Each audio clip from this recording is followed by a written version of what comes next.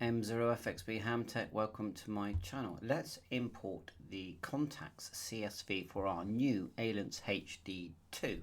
So on the left here we have the software. We're just going to show the contacts import. I've made a whole video using this software. First thing you do is go to the Ailunce Resource Center that you can see on the right. Here I'll put a link in the description. Scroll down until you see this section which says digital contacts. Okay, there will be a direct link. Drop down your list. Now we're only showing the Ailunce HD1, but it's the same contacts list, and straight away it shows all 255,461. I didn't add this, it was just there straight away. I haven't abbreviated anything. So country abbreviation no, US state abbreviation no, and I've told it to show call sign first name or call sign with full name. Let's just do that. We can hold 500,000 contacts, so there's plenty of room.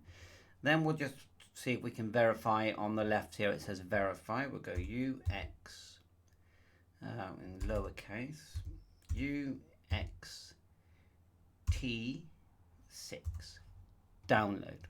Click it, gives you a small warning to say that your radio might not hold all these contacts. Different code. So let's do a different code. So exactly the same selections, but a different code is 42 VB download.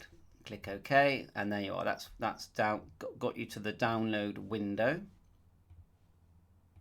And you just wait a minute while it generates your file, and then it suddenly appears, and you click download, and that puts it into my download folder. And all you want to do to make sure you can get to it is just click extract, and then to extract it back to download, that's what I do. Click OK, and it's going to be there. And as you can see, I've done it before. I'm just going to go yes to all. So you've got your file where you want it. Then we'll go back to the software on the left. On the left here, looking at the software, go to address book. Let's have a look here. And then we'll go import contacts. It automatically has found my file, but go to your downloads folder and find that green file from Ailunce. Double click and give it a minute, and it's going to load, and you'll have all your contacts now.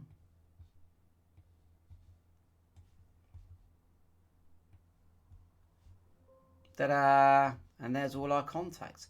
And then you'll need to write these to the radio. And of course, to do this, you are going to need a cable. Okay. The nice thing about the new HD2 is we have Bluetooth. So I think the headset comes standard, but I have found that you can buy this microphone. I think it's the HW1 00N, and that's a nice chunky looking thing, isn't it? I like that. So to write them to your radio, you just go at the top here, you go right to device. You'll have to select your COM port first once you've got the radio. I haven't got the radio, but you can see there, collect your COM port. To find your COM port, you right click, device manager, double click, and it will show up here, okay? And I'll put the link in for the drivers and everything that you need for the software. So that's it. The next thing that's going to be handy for you is to get all of your contacts. So for example here, if you select priority contacts, this is where your radio is going to transmit. So if we just close that, click priority contacts. So you can see here there's no contacts at all, but one common one is if we double click group call and then call it local, which is what number 9 is, and click 9 here. 9, you've just created a contact, but there's hundreds of contacts. A common one is 2350. Again, group call, not private. That's another talk group that you can use, but the number is more important than the name. So that could be called chat, actually, chat. And then CQ UK is let's put CQ UK here. Now that naming the channel doesn't make the radio do anything, it's just information, but this bit on the right hand side, 2351, which I think is CQ UK, does matter. It's like a phone number. So your number is your DMR number. So if you go to ID on the left here, Let's find it. Basics, radio. Now that's your broadcast radio. Double click basics, then go down to ID. This is where you definitely need your DMR number. 2314143 is me. And then I don't think the call sign actually matters that much because it gets it from your, from your DMR number. 2314143.7. Pretty sure that's mine. Oh, well, it's not going in. So what have I've done? Say I've typed something wrong. 2314143. I'm sure that's mine. Too many ones. 2341437. That's me.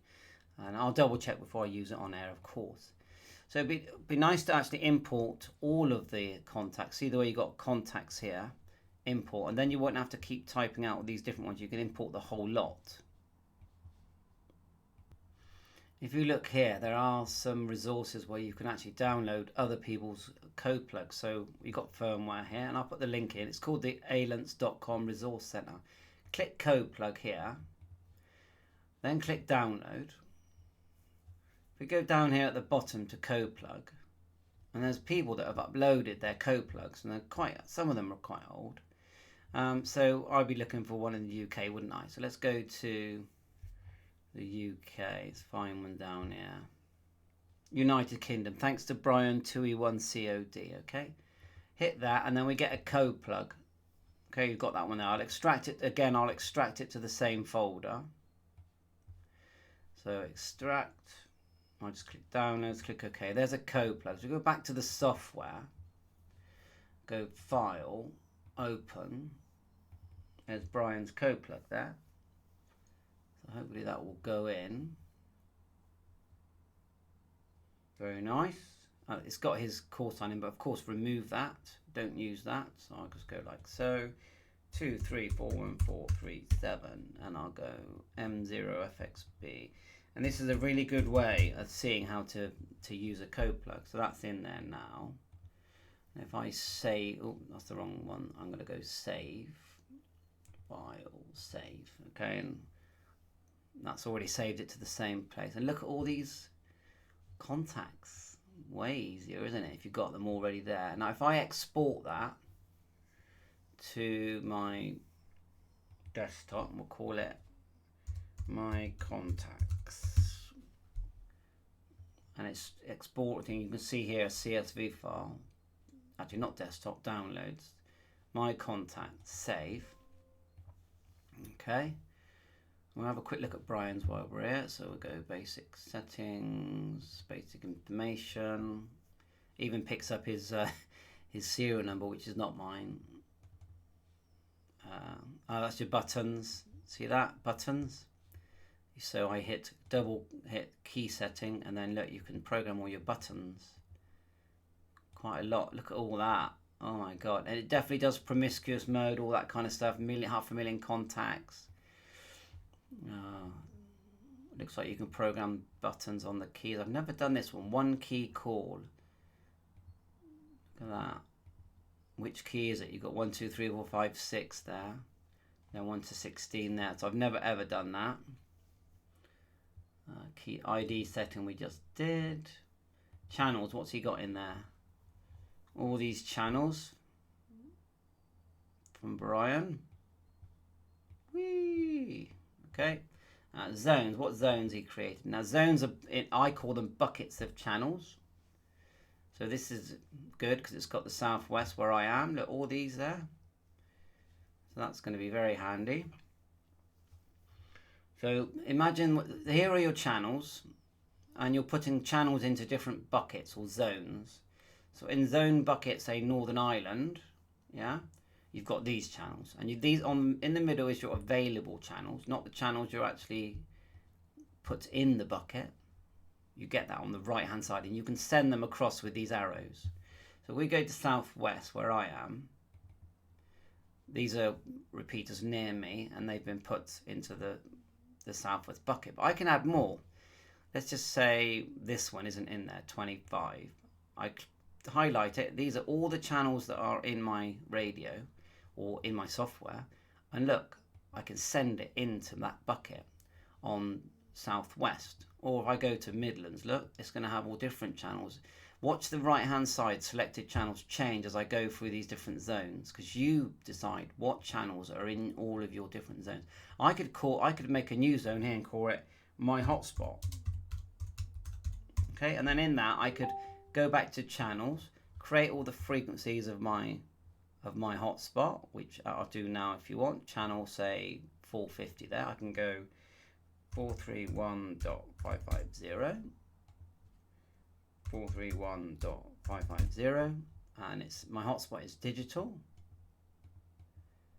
So make sure it's digital, and we give it a name. We call it hotspot. Power as well. Well, it's only going to be low for your hotspot, isn't it, in your house? Double click the right hand arrows.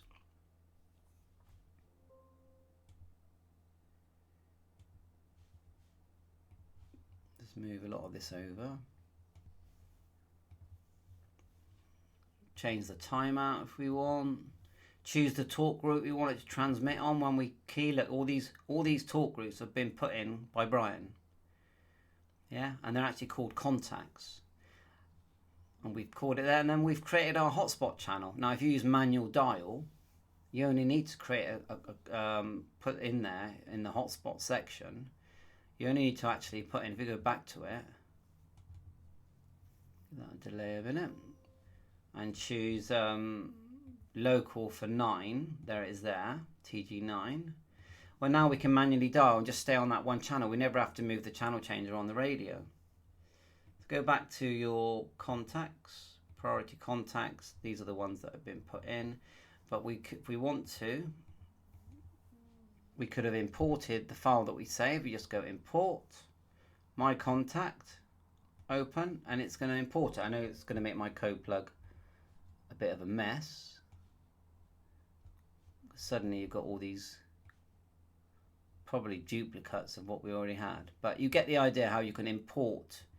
Your address book is everyone, you know, everyone's call sign, 250,000.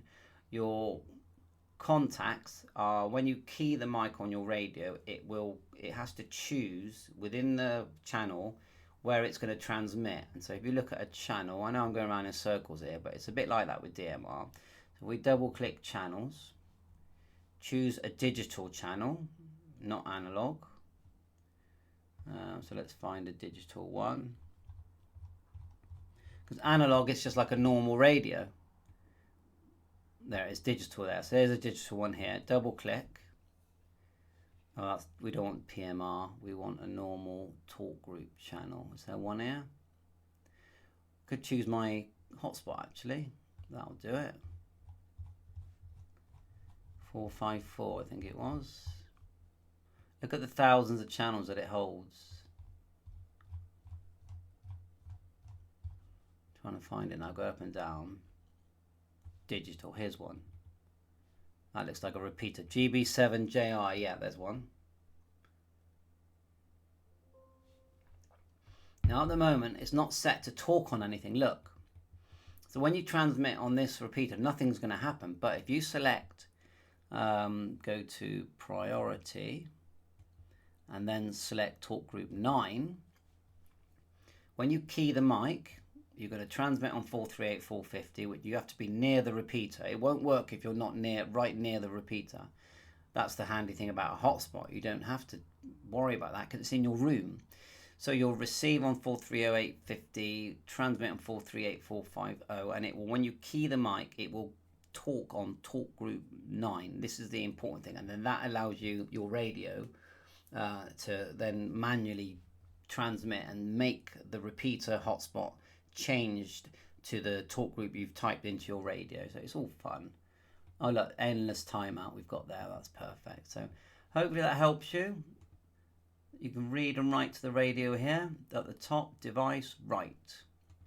I'm going to make lots of videos on this anyway. Look, you could even add a power on logo. You can choose a photo. Look, at the moment it's that. We could open a different photo if we have any on this computer. Oh, I don't think we do actually. It's all videos, isn't it?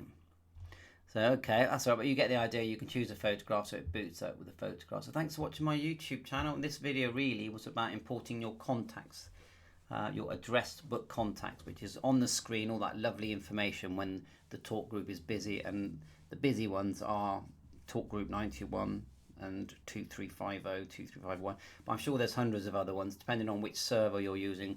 I use Brandmeister. Bye for now, 7-3.